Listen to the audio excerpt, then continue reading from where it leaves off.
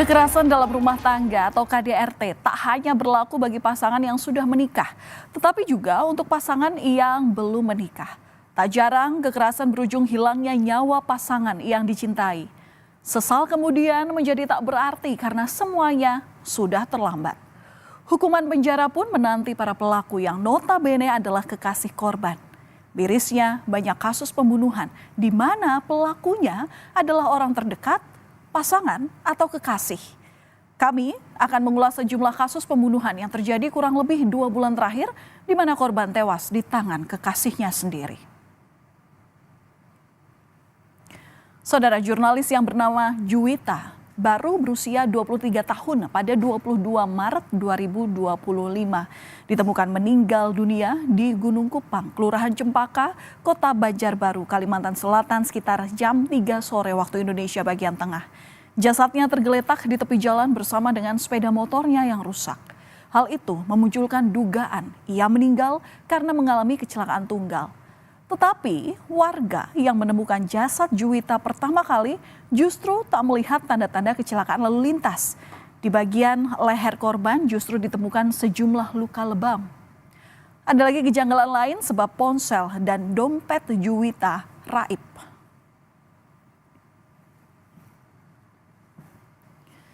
Polisi kemudian melakukan penyidikan dengan memeriksa laptop korban dan menemukan percakapan Juwita dan kekasihnya.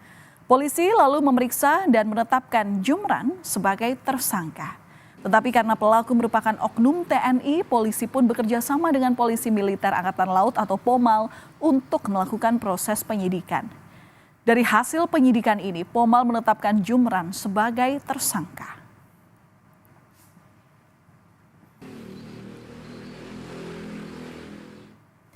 Diketahui jurnalis bernama Juwita yang jadi korban pembunuhan ini menjalin hubungan dengan seorang oknum TNI. Percakapan yang ditemukan di laptopnya berisi perintah dari kekasihnya yang bernama Jumran agar korban pergi ke suatu tempat. Dari situlah polisi mengembangkan kasus di mana korban kemudian memarkirkan sepeda motornya di sebuah minimarket yang ada di Jalan Mistar Cokrokusumo Cempaka. Juwita lalu diajak ke dalam mobil kekasihnya. Dari penyelidikan ini udah naik ke tingkat penyidikan ya. Jadi sekali lagi kami mohon rekan-rekan wartawan bersabar. Pimpinan kita tetap bahwa yang bersangkutan instruksinya adalah dihukum yang seberat-beratnya.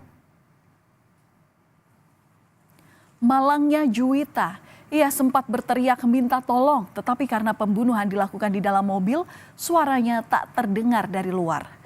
Dari hasil rekonstruksi diketahui Juwita ini dibunuh di dalam mobil. Dan untuk membuang jejak, pelaku oknum TNI atau yang bernama Jumran ini bahkan menghancurkan ponsel korban. Ia pun membuat seolah-olah Juwita meninggal akibat kecelakaan tunggal dengan memindahkan sepeda motor Juwita yang sebelumnya diparkir di minimarket ke pinggir jalan semak-semak. Dari 33 reka adegan yang dilakukan saat rekonstruksi, kuasa hukum menilai masih ada beberapa peristiwa yang tertinggal. Salah satunya adalah mengenai dugaan kekerasan seksual.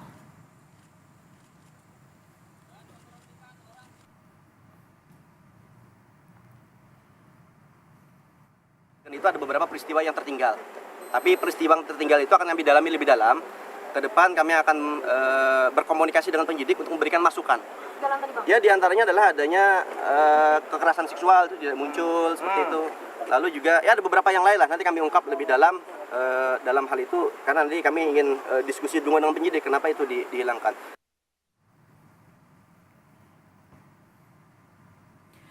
Tewasnya jurnalis media online bernama Juwita akibat dibunuh oleh kekasihnya, oknum TNI bernama Jumran, mengagetkan banyak pihak.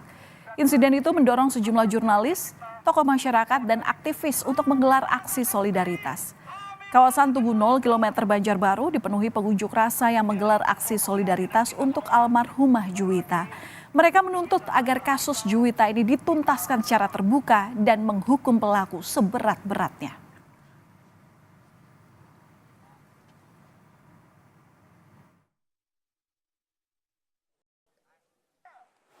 Agar nanti tersangka diadili secara terbuka, tidak tertutup. Yang pertama itu, yang kedua kami ingin bahwa kasus ini dibuka selebar-lebarnya transparansi, tidak ada ditutup-tutupi dari apapun, baik itu motifnya, kasusnya, siapapun yang terlibat, apa saja yang dilakukan oleh pelaku.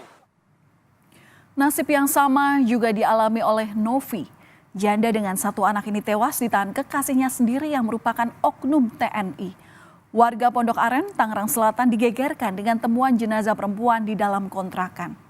Awalnya warga sekitar kontrakan ini curiga dengan bau yang sangat menyengat. Korban ini diketahui menjalin hubungan dengan seorang anggota TNI, di mana oknum TNI Angkatan Darat berinisial TS pun telah ditetapkan sebagai tersangka dalam kasus dugaan pembunuhan kekasihnya di Pondok Aren, Tangerang Selatan. Selain diduga membunuh kekasihnya, tersangka Pratu TS juga melakukan tindakan keluar tanpa izin atau disersi dari Satuan Tugas TNI AD.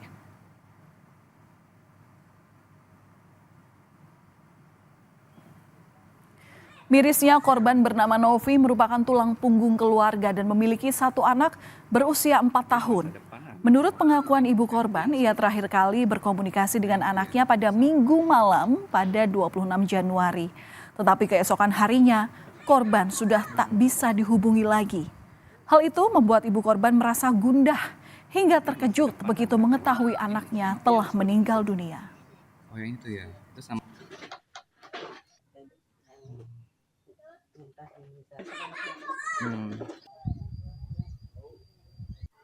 Sebagai orang tua saya sakit, merasakan anak saya tiba-tiba tiba-tiba udah meninggal gitu ya.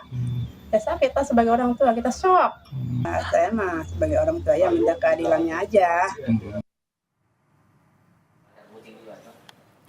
Di rumah inilah saudara nyawa Novi dihabisi.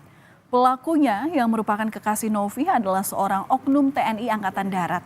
Pratu TS sudah ditahan di Detasemen Polisi Militer Jaya 1 Tangerang. Penindakan disiplin dilakukan, di mana Pratu TS ditangkap di Medang, Tangerang, Banten pada Selasa 28 Januari 2025. Dalam pemeriksaan diketahui bahwa Pratu TS telah melakukan penganiayaan berujung kematian terhadap Novi.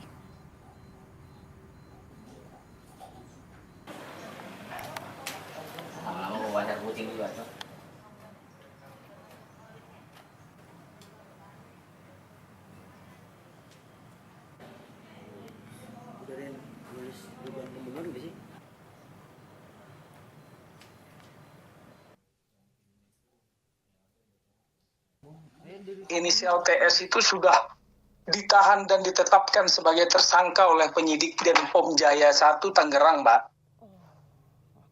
Sudah dinyatakan, sudah ditetapkan sebagai tersangka. Namun, penyidik POM saat ini masih melakukan proses pemeriksaan secara intensif untuk mendalami motif ataupun mungkin ada motif lain ataupun hal-hal yang lain terkait perbuatan yang bersangkutan, Mbak.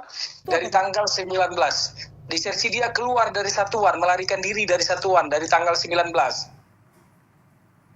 Setelah pelaku ditetapkan sebagai tersangka, kita masih menunggu kelanjutan dari kasus ini. Maka dari itu kita sepakat untuk mari sama-sama mengawal kelanjutan kasus pembunuhan di tangan kekasih agar pelaku mendapat ganjaran setimpal. Karena tidak ada kejahatan yang sempurna.